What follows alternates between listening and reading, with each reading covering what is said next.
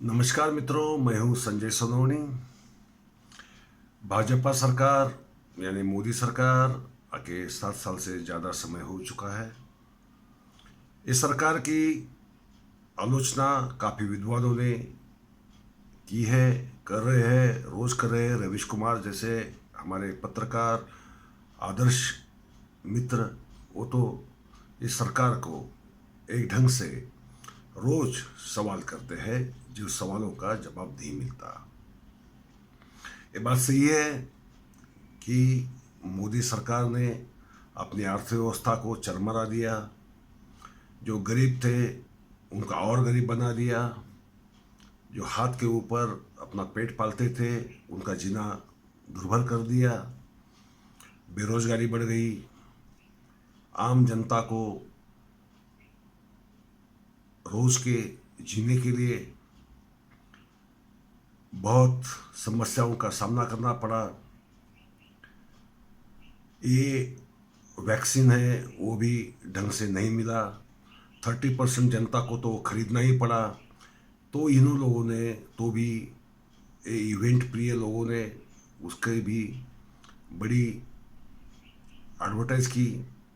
जैसा ये 100 करोड़ लोगों को वैक्सीन मुफ्त में और वक्त पर दिया गया।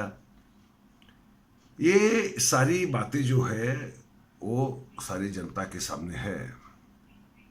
पेट्रोल के बढ़ते दाम हो, सिलेंडर के बढ़ते दाम हो, उसके बारे में भी चर्चा हो रही है। एक तरफ अर्थव्यवस्था चरमरा रही है और दूसरी तरफ शेयर बाजार उफन रहा है।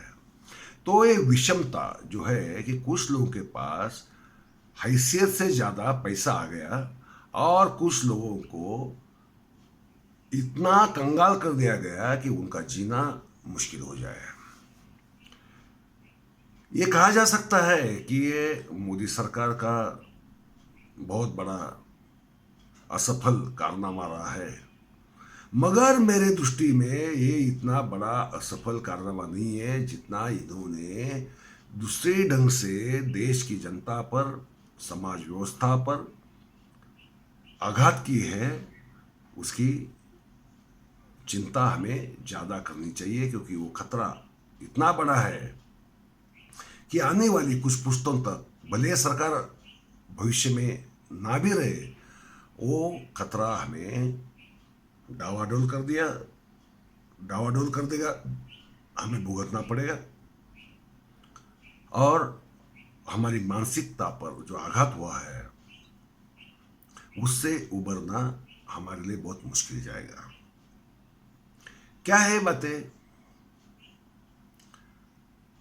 मिसाल के तौर पर अगर हम देखें तो इन्होंने समाज व्यवस्था में आर्थिक रूप से हानि करके जो आघात किया उससे बड़ा आघात सांस्कृतिक, सामाजिक, जातीय, जनजातीय मामलों में दखल लेकर, घुसपैठ कर कर उनमें जो दरार बढ़ा दी, जो पहले थी वो दरार और बढ़ा दी और चौड़ी कर दी और एक विद्वेषता का माहौल एक पनपने लगा है देश में, पूरे पूरे देश में पनपने लगा है।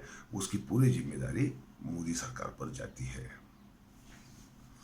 दूसरी बात इन्होंने की कि इतिहास के साथ छेड़खानी। देखिए, अर्थव्यवस्था आज खराब है, चरमरा गई है। आज नहीं तो कल, कल नहीं तो परसों वो उभर जाएगी। आज जो बेरोजगार है वो जिंदगी भर बेरोजगार तो नहीं रहेंगे। आज नहीं तो कल, कल नहीं तो परसों उन्हें रोजगार मिलेगा, जीने का साधन मिलेगा। मगर सांस्कृतिक आघात ऐसा होता है जो हमारी मानसिकता की नींव को इतना बड़ा धक्का देती है कि जिससे उभरना कई पुश्तों तक मुश्किल जाता है। क्या क्या इन्होंने हमारी सिंधु संस्कृति को, सिंधु घग्गर सभ्यता को सिंधु सरस्वती नाम देकर, सरस्वती ये वैदिकों की थी और वेदों की निर्मित भारत में ही हुई, सरस्वती नदी के किनारे, घग्गर नदी के किनारे। और जो सिंधु संस्कृति का निर्माण हुआ है वो सिंधु संस्कृति वैदिक आर्यों की उपज थी। ये उन्होंने अपने, अभी आप देख लीजिए, एएसआई ने आर्कियोलॉजिकल सर्वे ऑफ इंडिया, उनके जो सारे आप रिपोर्ट देखेंगे, सब जगह अभी उसको सरस्वती सिंधु सभ्यता कहा गया है। हरियाणा गवर्नमेंट ने तो सरस्वती नदी का यानी कि घग्गर नदी का पुनर्निर्माण करने के लिए अरबों रुपए इन्वेस्ट करना शुरू ऑलरेडी कर दिया है।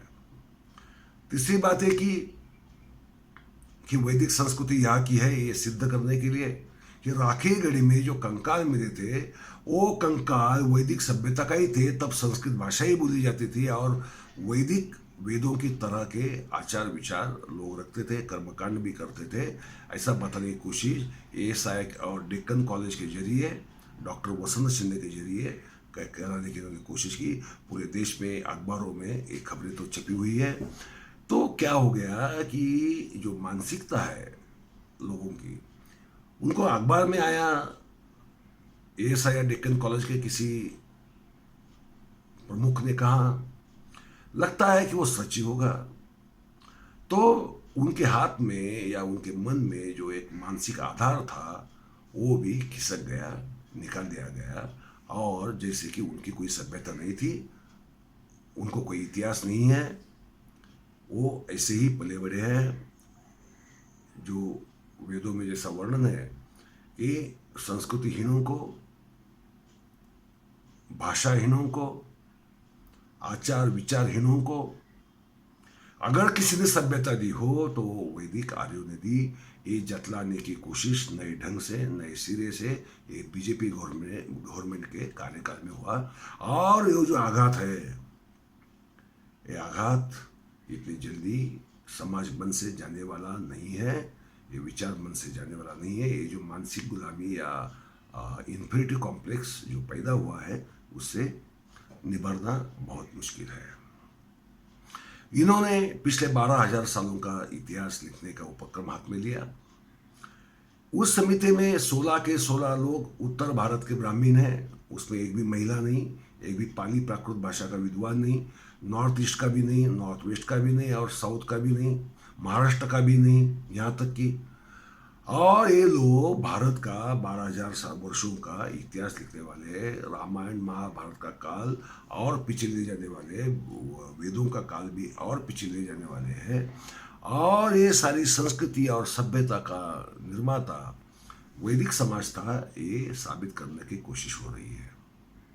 और वो इतिहास प्रहलाद पटेल ने तो कहा ही है कि 2023-24 से वो पाठ्यक्रम में लाया जाएगा। यानी कि हमारी आने वाली पुस्तें जो इतिहास सीखने वाली है, वो इतिहास ऐसा एक तरफा धूमिल और वर्चस्ववाद से भरा हुआ हमारे सामने आने वाला है, हमारी पुस्तकों के सामने आने वाला है। और उनका दिमाग एक ढंग से सड़ाने की षड्यंत्र के पीछे ये बीजेपी गवर्नमेंट है।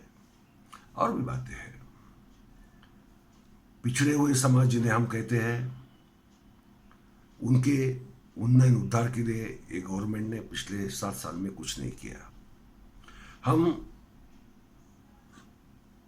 जिस तरफ ध्यान देना चाहिए भारतीय समाज ने उस तरफ दे नहीं रहे हैं।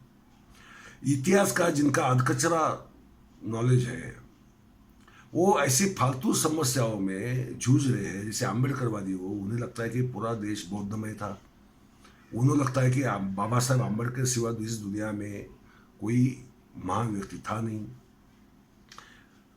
वो जिन्हें मानना हो वो मानिए, मगर ये सारे संघर्ष के पीछे हाथ ये है कि ये लोग आपस में जुझते रहे। महात्मा फुले और अम्बेडकर के बीच झगड़ा चले, गांधी और अम्बेडकर के बीच झगड़ा चले।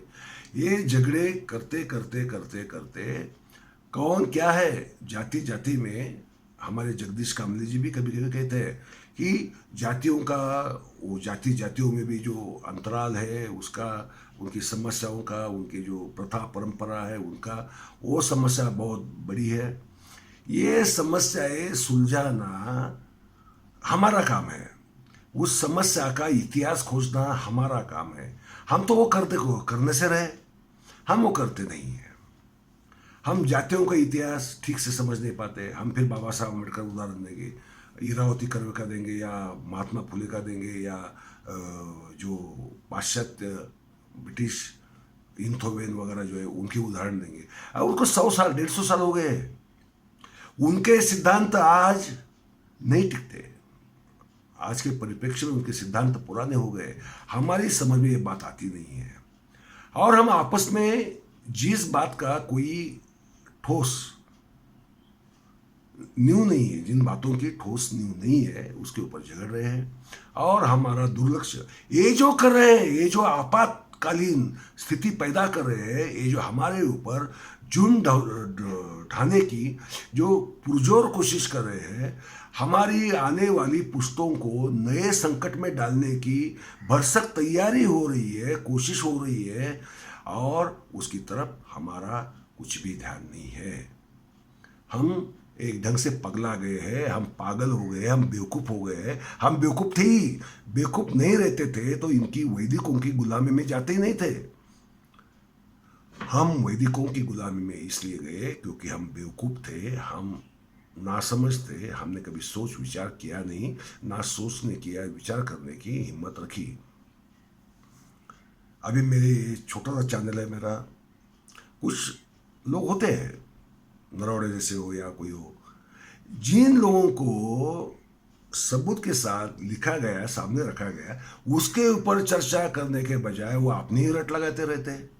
अपने दिमाग में जो कुछ विकृति बैठी है वो विकृति जतलाने की कोशिश करते हैं। इनको ऐसा लगता है कि हम इससे किसी और को झुठला देंगे, मगर ये मुझे झुठला देंगे या मैं उनको झुठला दूंगा, या वो और किसी को झुठला देंगे, या कोई और उसको झुठला देगा। ये सब बातों में ये जो बड़ा षड्यंत्र बीजेपी, आरएसएस, वैदिकवादी लोगों ने हमारे ऊपर, हमारे खिलाफ, हमारे आंखों के सामने जो एक भयावह, डरावना एक आपत्ति लाने का प्रयास किया है, कर रहे हैं, करते रहेंगे, उसके खिलाफ बोलने की मगर हमारी हिम्मत नहीं है, वो सोचने की हमारी हिम्मत नहीं है, उसके खिलाफ आवाज उठाने की भी हमें हिम्मत नहीं है। मित्रों, BJP government is far more dangerous to the Indian society than other our subtle problems. हम हमारे प्रॉब्लम सुलझा सकते हैं। इतिहास का ठीक से अध्ययन हुआ, हमने इतिहास का अध्ययन किया ही नहीं है। पूरे इंडिया में बहुजनों की या अम्बेडकरवादी लोगों की या किसी की भी ऐसा एक भी संस्था नहीं है जो सिस्टमेटिकली इस हिस्ट्री का अध्ययन करे, नहीं है। ये खड़ी करने की जब तक वैदिक लोगों की संस्थाएं, देखो भंडारकर से लेकर सैकड़ों संस्थाएं हैं जो उनका सिद्धांत रखने के लिए बार बार उनका इस्तेमाल करती है।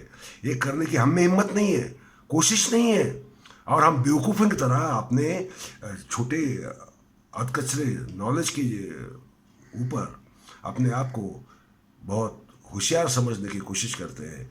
हम सचमुच बेवकूफ़ है, हम गुलामी में रहने के ही लायक है, और ऐसे लोग सड़ेंगे, गुलामी में ही सड़ेंगे, क्योंकि उनकी असली खतरा क्या है उसकी तरफ देखने की हिम्मत नहीं है, ना इच्छा है, ना इनको आवाज उठाने की जरूरत महसूस होती है। मित्रों, बदलना होगा, बहुत बदलना होगा। अपनी विचारधारा को ठीक ढंग से सुधारना होगा, सही रास्ते पर लाना होगा। नहीं तो देखो, कुछ नहीं होने वाला। ऐसे रहो या सुधरो, इतना ही। धन्यवाद।